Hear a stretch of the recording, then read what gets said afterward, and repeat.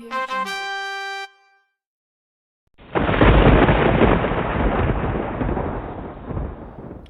everyone, it's Dave here with Blue Bears Games, and this week we are doing our fourth unboxing of the Commander 2021, the Strixhaven Commander boxes. This week we're going to do the Lorehold Legacies box. I wanted to say Boros one, but Lorehold Legacies. It is the one with Osgir the Reconstructor. I don't even know how to say the name.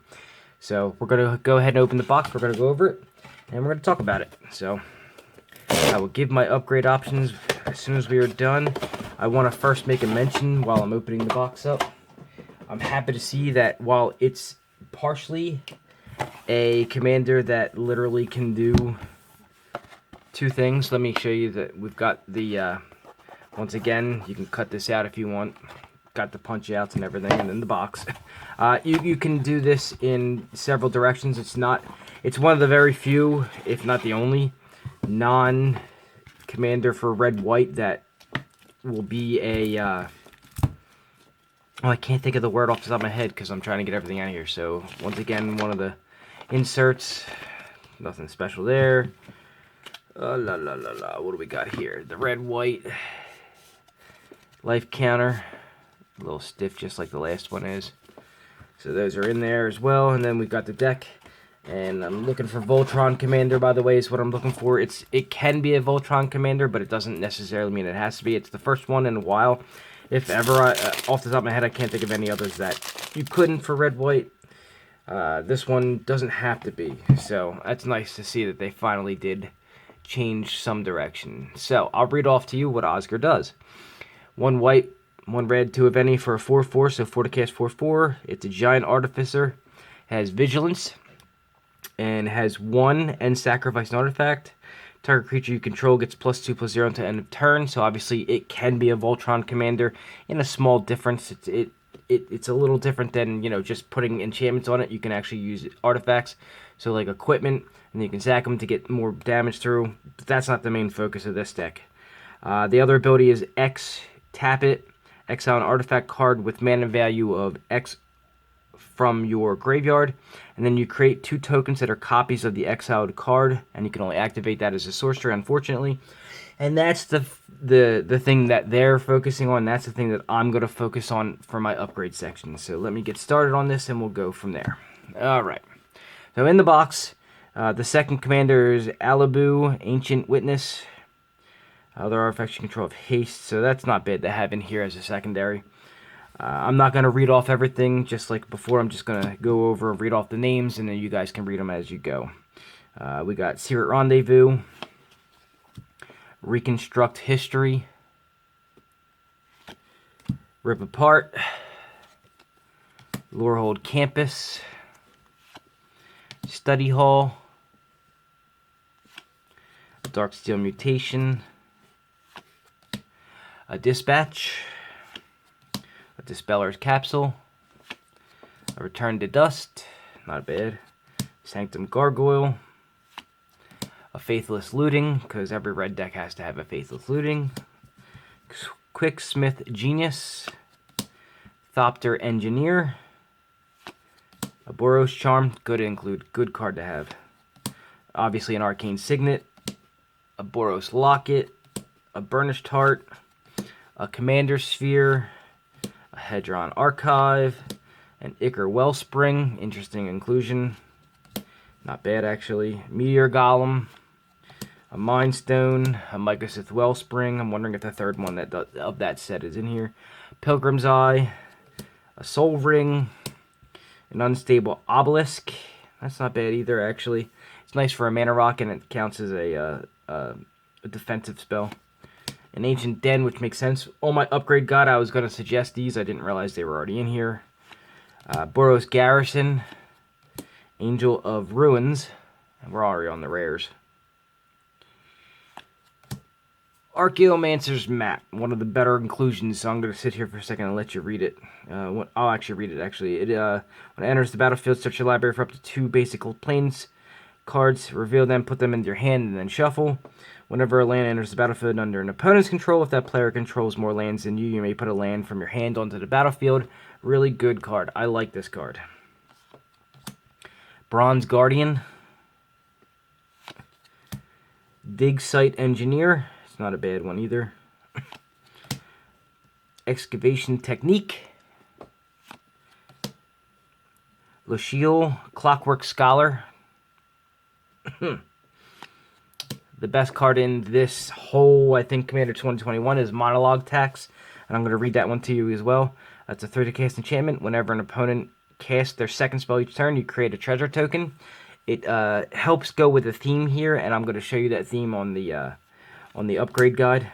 Audacious Reshapers. That one's going to take a second to read. Alright, Battle Mage Bracers. Another longer reading one. And you can just pause the video if you want to, if I'm going too fast. Cursed Mirror, I kind of like this. Like, it reminds me a little bit of the blue one that is an artifact that comes into play and it does something, or not that it does something, that it can do something else, but it taps to add the color that it is. So this one's red, so it adds red.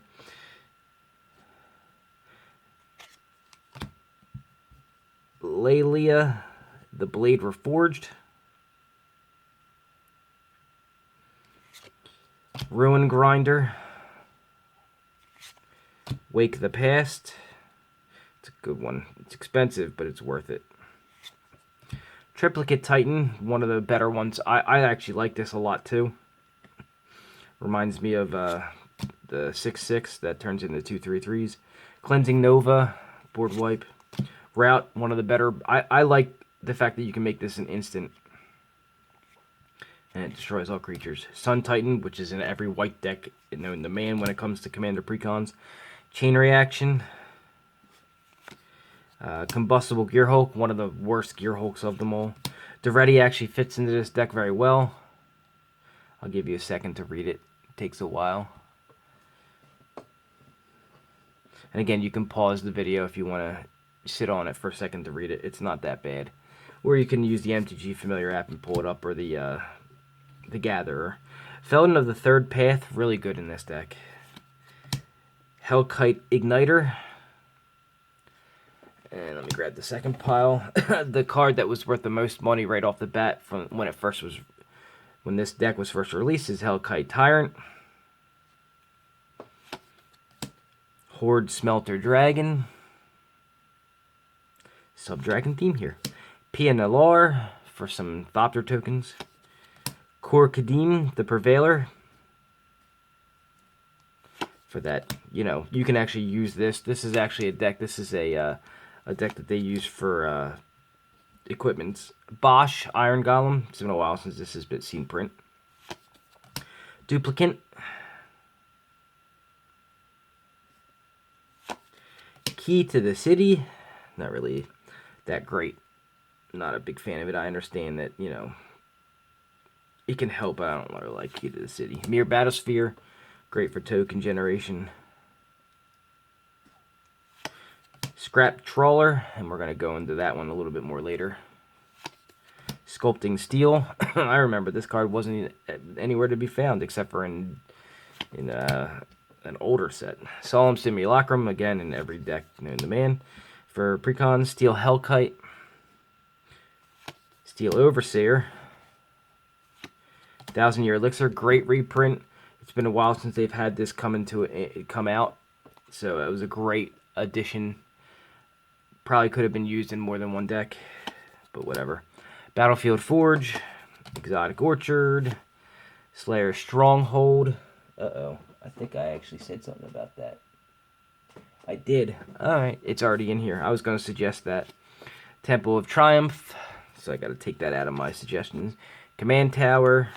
Darksteel Citadel, like I said, I was going to say, if they weren't in here to include all three. Forgotten Cave. Great Furnace. Myriad Landscape. Phyrexia's Core. Rogue's Passage. That's for their Voltron style. Secluded Steppe, just because of cycling. Sunhome, Fortress of Legion. Oh, I bet you I put that on here too. I did.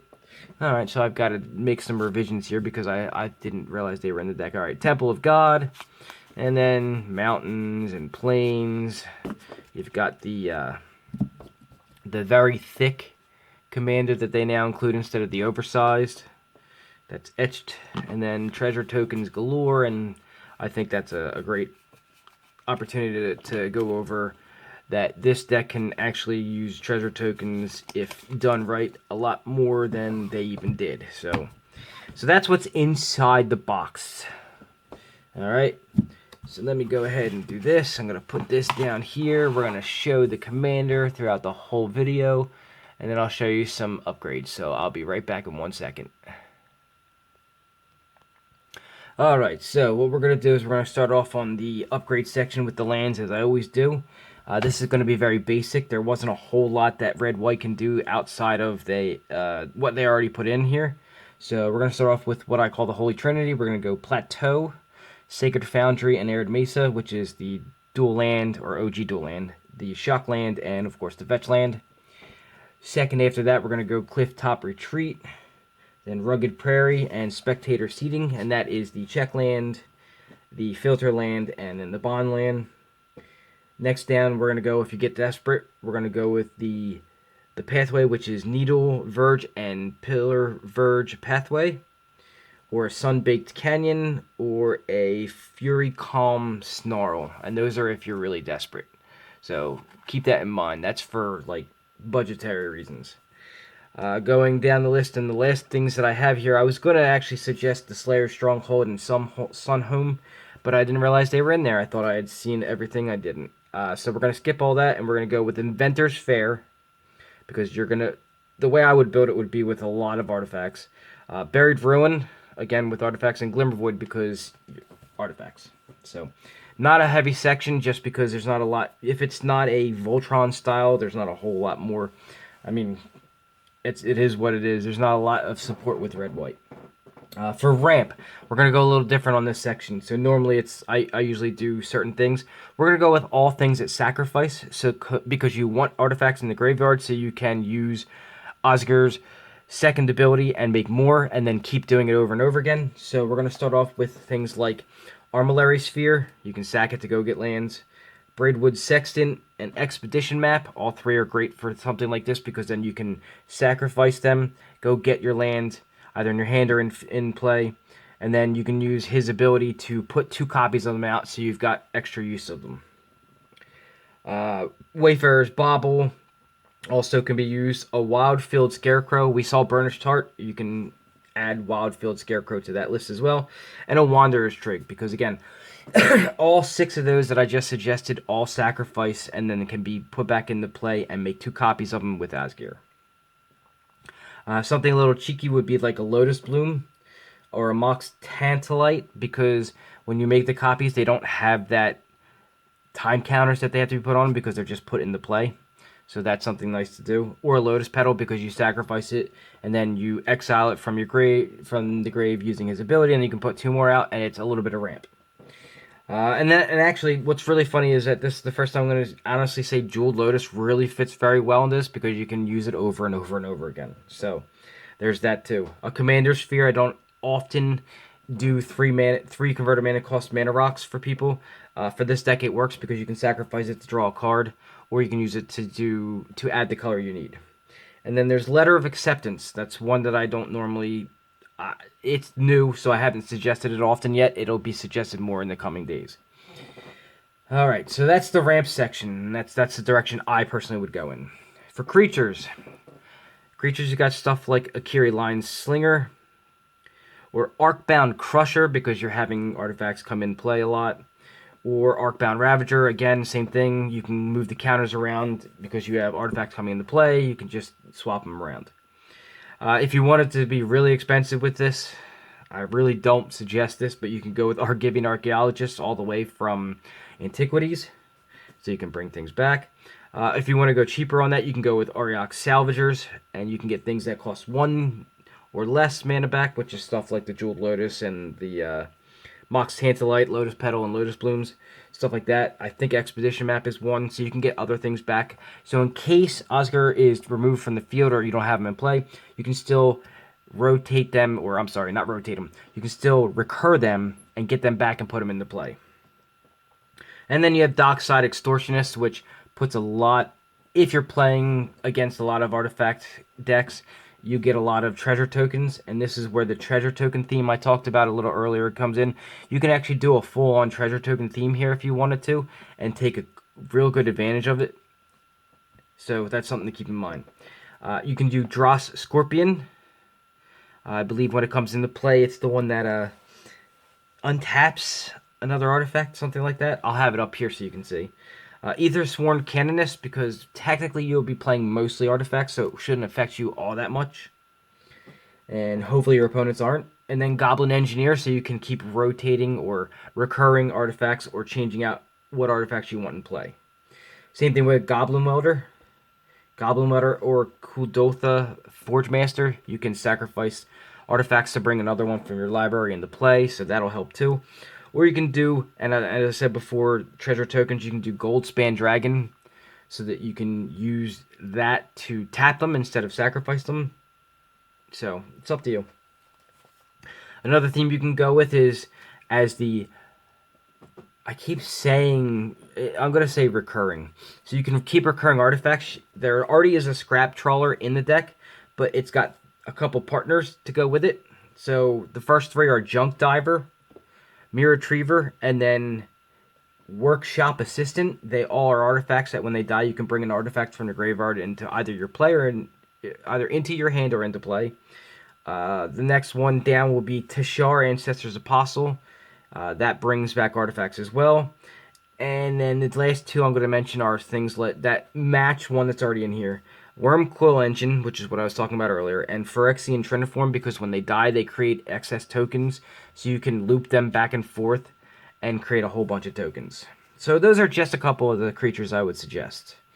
As far as spells, the most important part of this deck is going to come from one spell and one artifact. So the spell is Pull from Eternity, so you can get those things that Asger has exiled back, so you can keep looping it over and over again. Defensively, you can do Swords to Plowshares or Path to Exile, so you can exile their stuff. You can do Wrath of God. I believe Cleansing Nova was already in here, so we'll skip that. Or Hour of Revelation, so you can have board wipes on the board. Some utility stuff for spells, you can do Enlightened Tutor, so you can go find that one you're looking for. Teferi's Protection, so in case you need a turn to survive, you can use that. And then Saheeli's Directive helps you get stuff from your library into play directly without having to actually pay for them. So, a couple of spells that you can use. Not a whole lot, again. This is going to be mostly an artifact deck. So, let's talk about some of the utility artifacts. The most important I'll mention last. I'll go down the list, though. Cloud Key, so you can name artifacts to make them cheaper. Rings of Brightheart, so you can have that trigger that his second ability has, or even the first one if you want to just do combat damage. You can repeat the activated ability.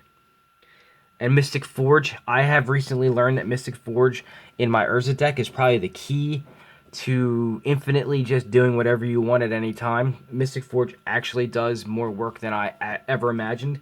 It is now going to go and do more decks that I have now that I've seen the actual power of it. Kark Clan Ironworks, so if you want to sacrifice, if you don't have the ability to sacrifice and you want to get something out of it, Kark Clan Ironworks lets you get 2 colorless for sacrificing one so you can mana ramp. It's kind of like a Ashnod's Altar but for artifacts. Ugin's Nexus. So, while it does exile itself, you still get the extra turn. So you can't get 2 copies in unless somehow it gets into your graveyard without being from the battlefield. But if you can somehow get it into your graveyard without it being on the battlefield, and then exile it and get 2 copies, you can actually loop around. If you use, what's that card? Pull from Eternity, you can actually loop it so we have infinite extra turns. There is a way to do it. I won't explain it all the way. Dark Steel Forge, so you can make all your artifacts indestructible. Mirror Mage. It's just a nice utility artifact. You can make it whatever you want. You can even use it for, say, Ugin's Nexus. So you can have that keep going back and forth, and then you can keep getting extra turns.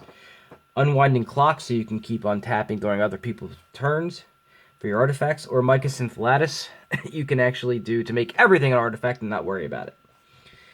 Sensei's Divining Top is just utility in every deck. I mean, I don't know any deck that doesn't want a Sensei's Divining Top. Idol of Oblivion, excuse me, Idol of Oblivion helps you draw cards if you've created a token, and if you're doing a treasure token theme, you can use it that way. And then there's Mirrorworks, which lets you create a copy of something that you've cast that wasn't already a token for artifacts. So it's pretty good there too. Forsaken Monument, because everything's going to most likely be colorless, especially if you have Mycosynth Lattice out. Clock of Omens lets you do some shenanigans where you can make everything tap to untap and all that stuff. That's just great utility there. And the last card's going to be the one that makes it so that Pull from Eternity is definitely more viable in this kind of a deck, and that's Isochron Scepter. So you can continually cast the Pull from Eternity and getting things back, and then sacrificing them again, and then exiling them again, and then bringing them back. It's just a loop that you can do. And that's where all this other stuff that helps you, like treasure tokens, help you get the mana you need to do it. The Card Clan Ironworks help you get the mana you need to do it as well. It's just a way that you can loop. And if you have the right setup out, you can probably infinitely loop extra turns using Card Clan Ironworks or what have you. And a, what is this called? The Mirage Mirror to have it go to your grave and then come back. You know, there's a couple ways you can do it. So that's a couple of the artifacts. There are many more. Artifacts are the heaviest when it comes to how many they can be used for utility for different things. It just depends on how you build. As far as enchantments go, not too much. There's a couple things you can do. I have 6 written down here that can help you. The first one's going to need some explanation, though. So the first one I have is Anointed Procession. There aren't a lot of creature tokens being made, but there are, there is a possibility of a lot of treasure tokens being made, especially with the next card I mentioned, plus monologue tax is in here. So it does create extra treasure tokens when it's out. So just keep that in mind. So the next card, obviously, after monologue tax would be Smothering Tithe. So you should be getting a bunch of treasure tokens, and you want to be able to take advantage of that. So you can use that with the Anointed Procession, and then you're getting a whole bunch of treasure tokens. They can also be used to sack, and then you can turn this into a Voltron style if you wanted to, with a whole bunch of artifacts that, you can sacrifice it to add a mana, and then you can sacrifice the next one to give him or somebody else +2/+0. So there's a couple ways you can go that way. And then the final one is, I've learned that I don't like land tax as much as I used to. It's great in Commander, but only if you're using a 1 or 2 color deck. I have realized that in a 3 color deck it's not as useful. So I will suggest it for all 2 color decks going forward, but I will not suggest it for 3+. It just doesn't work as well because you're not really using as many basic lands. The next set of enchantments, Girapur Aether Grid, so you can tap artifacts to do damage. You should have a bunch of, say, treasure tokens or other tokens that you've cast from your deck that can just tap to just do damage. So that's a good one. Pia's Revolution helps it so that when something that you don't want to go to the graveyard, or hell, even if you did, you can force your opponent to either pay life or you get it back. So it goes to the graveyard and then comes back. So that's always a good thing. And then the last one, I originally had on here something else, and I didn't like the way it interacted, so I changed it. So I'm going to go with Makeshift Munitions. You can then sacrifice artifacts without having him in play to do other things that you'd like, and you can do damage at the same time. So that's what I would go with for that, Makeshift Munitions. And for the final section I have here, Planeswalkers. So it already had in here Duretti. That was a great inclusion. You can also add Karn the Great Creator. Obviously, if you're going to have Mycosynth Lattice, you're going to want to Karn the Great Creator and lock out everybody from the game. You can do Ugin the Ineffable, because he makes all of your colorless spells 2 less to cast. He helps you draw cards technically. I mean, he creates 2/2 colorless creatures, and then when they die, you exile a card from your top of your library and put it under it, and when it dies you can put it in your hand, so you have that. And then obviously Ugin the Spirit Dragon, because if you're doing mostly artifacts, it's all colorless, so you might as well just use Ugin. I mentioned before that the Duretti's already in here, so we can skip that. Karn, Sign of Urza, another option for artifacts. It helps you get cards in your hand. I believe that's the Karn. I think it creates an OO colorless. What is it? It's a construct equal to the number of artifacts you control. I believe that's its ultimate. And then you have Nahiri, the Harbinger. And that one helps you along with artifacts in your deck as well. I believe it goes and searches for you. And then I think you have to discard a card or something like that. But I'll have everything here if you haven't already read it. Read it. It definitely helps in a deck like this. As far as the win cons for this deck, I mean, this one's a little different. Like I said in the beginning of the episode, this could be a Voltron deck, but it doesn't lend itself to be. That this second ability here really does lend itself to making the Isochron Scepter with Pull from Eternity and then just utility artifacts definitely be your win con. So that's the direction I would go in, and then a sub-theme of treasure tokens because it fits very well into this theme. And then you have the dragons out there that literally do nothing but help you with treasure tokens, so you can add them in as well. And then possibly use that as your way of combat damages with some of the dragons. They already included in here the dragon that says when you control 20 or more artifacts, you win the game during your upkeep. So that's another way you could win as well. So those are just a few of the suggestions I have for the Lorehold Legacies deck. Everybody has a different way they want to play it. That's the way I would play it. Hopefully, something I told you here would help you in your decision if you want to build Oscar the Reconstructor. So that is it for this week. Please do me the favor. Like, subscribe, and share. I'm at 296 as of the making of this video. It's only Monday. I'm trying to get this done because I have a lot of stuff to do this week. So please do me that favor. It helps, I'm trying to get to 300 so I can give away. I have a code I can give away, and then at 500 I have a deck I want to give away, and I'm working towards that, so we're getting close. Other than that, that's my time for the week. Thank you for watching. Again, I'm going to remind you, subscribe, like, and share. It's definitely helpful. And if you have any questions, comments, or even some suggestions, please feel free to contact me. I'm going to give you the contact information here shortly. You can go to the Facebook page and send me a message directly. You can email me at bluebearsgames@gmail.com, or you can leave a comment in the comment section below, whatever you want to do. Thank you for watching. I will see you guys next week. Stay safe.